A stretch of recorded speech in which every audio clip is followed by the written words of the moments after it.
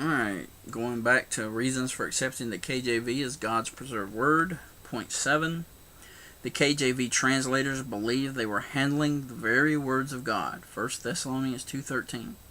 Just read the King James Dictionary and compare it to the prefaces in the modern versions. Immediately you will see a world of difference in the approach and attitude of the translators.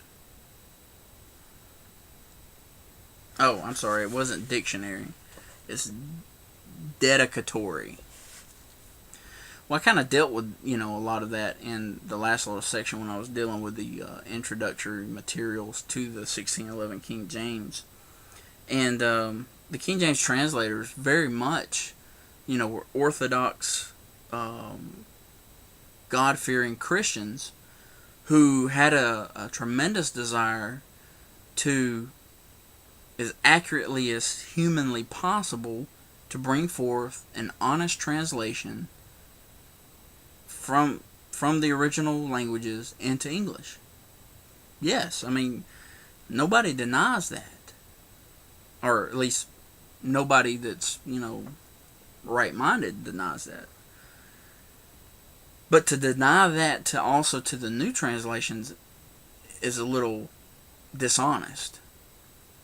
Because if you take time with any of them to read, the introduction, the notes that they have, I mean, the same sort of devotion and desire and faithfulness is presented by them as well. So again, I think it's just, it's one of those things. You're starting with a preconceived idea that is, I mean, truthfully, it's dishonest. I mean, it's not true at all. I mean, I know that there's individual facts and arguments which we'll deal with to point out certain things, like you got the, the whole argument of the lesbian lady involved with NIV. You got specific cases like that, but I'm saying that, like for example, the New American Standard, or the English Standard Version, or the New King James. The same earnest, honest desire that was present with the 1611 translators is present in these works too. And, I mean, I've seen allusions, bits and pieces of some things, trying to say contrary. I welcome somebody to throw that up now in the commentary section of this video, or send me an email, and I will, I'll address that. But anyway, so point 7 here, talking about that, a world of difference in the approach and attitude of the translators. I don't see a world of difference whenever I read what's written to us in either translation. Point 8. The KJV is supported by far more evidence. Of over 5,300 pieces of manuscript evidence, 95% supports the King James Bible. The changes in the new perversions are based on the remaining 5% of manuscripts, most of which are from Alexandria, Egypt. Okay. This kind of deals, this is one of those things that is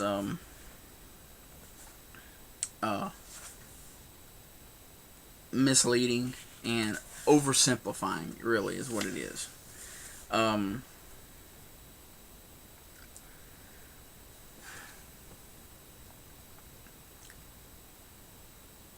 There is not enough differences. I know that the arguments say otherwise, and we're going to deal with the specific verses. But there is not enough differences between the new versions and the King James. There's not enough differences between all the 5,700, whatever it is that we have, Greek manuscripts,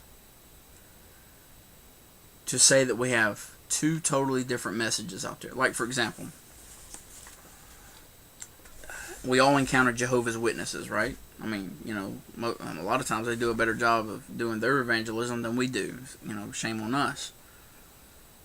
But their Bible, the New World Translation, okay? There is, based on this argument, saying that 95% of the manuscripts support the King James, and by they don't say it, but by implication they're saying that the new versions would only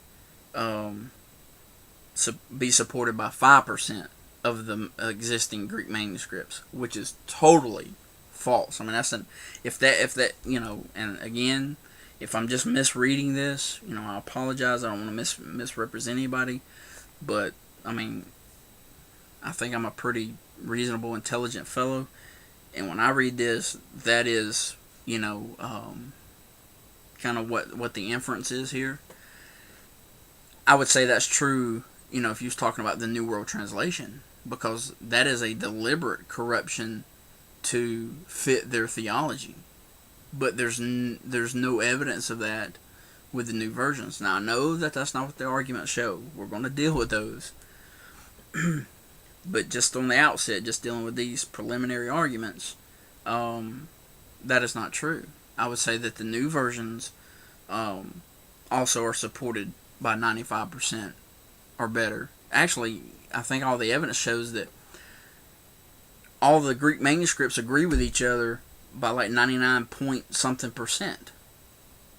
So if all the Greek manuscripts agree with each other on that high of a percentage, then how can any honest translation that is based off of any of the Greek manuscripts be less than that? I mean, I would say that the King James would even be, higher than 95% agreement. But anyway, we'll get to the specifics later, and we'll flesh that out a little bit. So I need to stop there because that's my 2 points for this video, and we'll go to the next one. There's a total of 10, so I'll do the next 2, and that'll finish up these introductory points here.